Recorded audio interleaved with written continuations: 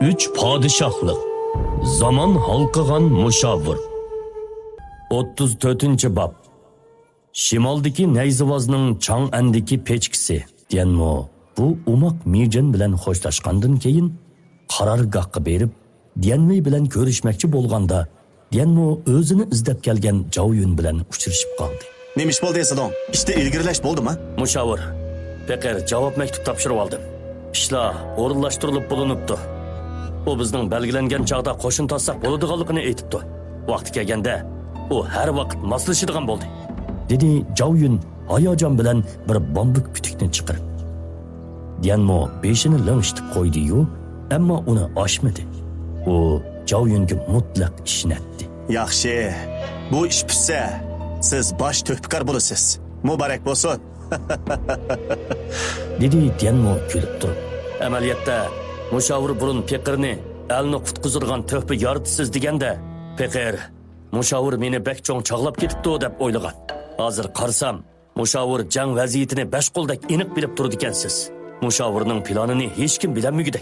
Eng muhimi, biz jiddiy vaziyatni o'ngshab, olamni ma'lum qilgudakmiz. Dedi Jaoyun hayajonlangan holda. Burun u asosliqi lashkarlarni mashq qildiradigan ishlarni qilgan bo'lib, qilgan eng cho'ng ishi Gongsun zanga agishib, janubga bulang-talang qilishga tushgan ho'llar bilan Siyanpilarga qo'g'lab zarba berish bo'lgan edi. O'ttir tuzanglikka kelibla lashkar beshi bo'ldi. Qilayotgan ishlarimi sang'ullar qiladigan elning cho'ng ishlari edi. U faqat Dianmo'ga agashsala, jahonni zilzilaga solg'udak cho'ng ishlarni qilalaydiganligiga ishonatdi. Hey, hammamiz birodar tursak. Zilom, sizni aldaytdimmi? Haras, u sizga Chang'andagi lashkari kuchlarning ahvolini debdimi? Deb so'radi Dianmo Jaoyunning maydisiga mushtlab turib. Debdi. Hozir Lijoning qo'l ostida chiktuman odam bor ekan. 3000 kishilik uchar qo'shinidan boshqa 4000 ot lashkar bor ekan. Qolganlarning hammasi piyoda lashkarlar ekan. Go'sining qo'l ostidagi lashkarlar sal oz bo'lib, bir tuman 3000 odami bor ekan. Orasidagi 8000 ot lashkar ekan. Hozir uning qo'l ostidagi lashkarning soni bir tumanga yetmagachga u yanada sal ansirab turadi.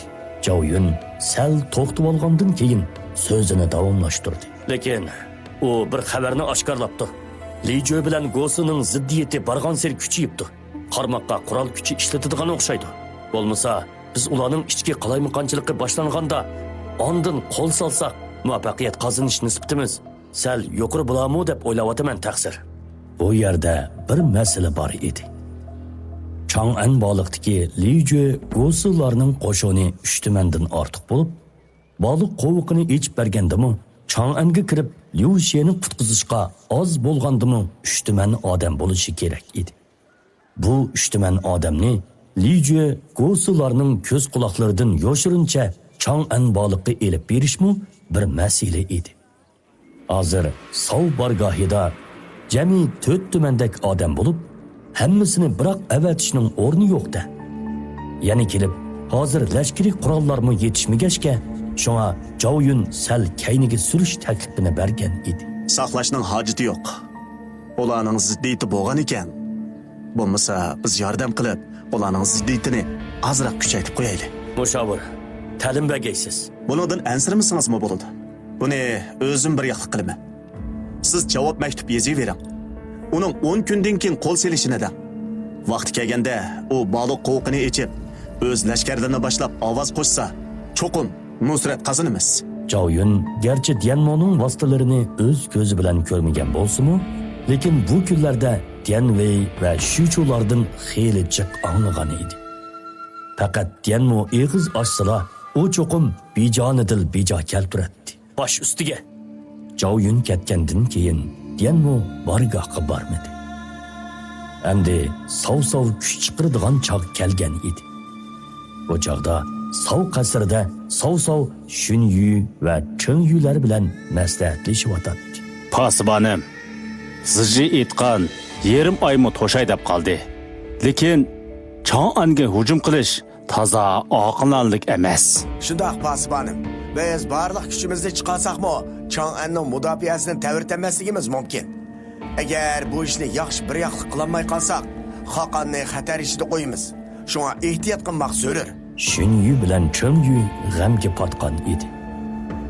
Hiyli mikr ishlatish jihatda ikkisi billa bo'lsa-mu, Dianmo'ga tang kelolmaydiganligi ularga ayon edi. Lekin bundoq ishda ozroqmi xatarga tavakkul qilishga bo'lmaydi. Agar g'alaba qilishga to'liq ishonch bo'lmasa, qo'l selishga mutlaq bo'lmaydi. Ikkinglar bundoq degandikin, men cho'qim ehtiyot qilaman. Avval Zijining nima deydiganligiga qarab boqaydi. Uchaylan bir bo'libmi biror yaxshiroq chora topolmag'achqa, Savsav ularni qaytib ketishga ishorat qildi. Ikkaylan amdi ketib turishiga Dianmo keldi. Ziji keldingizmi? Qani o'ltiring. Dianmo tuzit qilib yurmay, ixtiyoriy o'ltirib, putini olmaganicha Savsavga qaradi. Siz gap qilmay turing. Men paras qilib boqay. Dianmoning hayajonlanib turganligini ko'rib, Savsavmu ixtiyorsiz hayajonlanib ketdi. Chang'an taraflardagi ishlarni o'rinlashtirib bo'lgani o'xshamamsiz. Pasibanim, Jangjini tunimdi lekin. Dianmo udul javob bermay, yondirib Savsavdan so'radi. Jangji?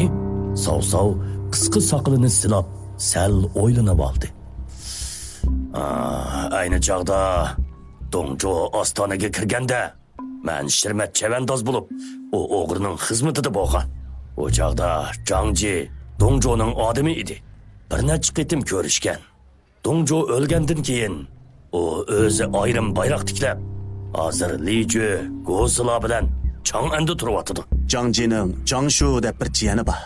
Pasibanim bilamdi lekin. Dianmo beshini ling'ishtqach yana so'rdi. Ko'mabdikanman. Lekin Jangjining tilga olganligini anglagan. Shimoldagi nayzivozlarning shohi deb nomi borkan to'q. Anglashimcha nayzivozlik mahorati pek qaltismish. Dianmo uni buni so'rab Savsavning beshini qaydirib etdi. Birdam Jangji, birdam Jangshu. U hech nimani bilmagan holda Dianmoga qaradi. Uning nima o'ylayotganligini belgilab bo'lmaydi. Jangshu Zilongning hamsavaq og'isi. Ular nayzivozlik peshvosi Tongyanni ustoz tutibdi ekan. Kichigidan munosabati bak yaxshi ekan. Bu gapni anglab, Savsavning badani titrab, chiroyini hayronlik qopladi. Moshundaq munosabatmi bor ekan-a? Tushundim. Ziji cho'qim bu munosabatdan foydalanib, Zilongga Jangshuni ichki jihatdan moslashga qoyil qilibdi. Bundaq bo'lganda, lashkar tortib borgan vaqtimda Jangshu qo'qni ichib ovoz qo'shidi. Bularni o'ylab, Savsav hayajonlanib, asta-asta o'rnidan turib, Dianmo'ga qarag'inicha eg'ir besiqlik bilan dedi. Acaba siz Zulung Chang'anni ilishning oshquchi deganda, Jangji tog'i jiyanlarni qoyil qilib bo'ptikansizlar, shundaqmi? Dianmo kulib qo'yib gap qilmadi. Savsavmo ko'nglida uning e'tirof qilganligini tushundi. Yaxshi qipsizlar. Kishilarning hammasi mingda iste'dod egalarini qadrlab, ularni o'z joyida ishlatadi deyishatdi. Hamda qarasam, buningga siz munosib keladi ekansiz. Hatto Joyunning bu munosabatini dal joyida qezib chiqibsiz. Zichi, qani ayting, qanchalik odam tayyorlasak bo'ladi? Savsav hayajonlanganidan hasrab ketdi. Bundoq kapolat bo'lgandikin, Dianmo uning 3 qo'shinning hammasini boshlab minishni aytsa-mu, u qilchi ikkilanmasdan ma'qul bo'ladi. Bu jangda uzun safar qilib hujum qilamiz. Odam jiq bo'lib ketsa bo'lmaydi. 5000 lashkar bo'lsa yetadi. Lekin cho'qim ortiq lashkar bo'lish kerak. Yana kelib hammasi xil lashkarlar bo'lsin. Bu gapdan Savsav dong etib turib qoldi. 5000 lashkar? Bu qandoqmi mumkin bo'lsin? Ziji, Liju Gosilaning qo'lida to'p-to'liq 3 tuman lashkar borligini bilamsiz? Qurolning sirtidagi baybo qaroqchilari va har vaqt janubga talon-taroj qilg'ili keladigan o'lla uning sirtida texi. Bunchilik lashkar avassak oz bo'lib qola, deb so'rdi Savsav. Dianmo choydan bir o'tlab o'tgandan keyin Savsavga qaradi. Yolg'iz ozla emas, bakla oz shundaqmi? Odatga chaq bo'lgan bo'lsa, cho'qim bo'lmaydi. Lekin hozir bo'ladi. Muhimi, pasibanim o'zlari kuchashtiri kerak. Manma? Men qandoq qila olaydim? Dedi Sov pixidi kulib. Bu rostilla Sovning kamtarlik qilg'ini emas edi. Chang'anning vaziyati shundoq murakkab. Jahondagi beglarning hammasi uningdan o'zini qochirib turganda, o'zining bunchilik karomati bilan Chang'anning vaziyatida qandoq kuchaydi?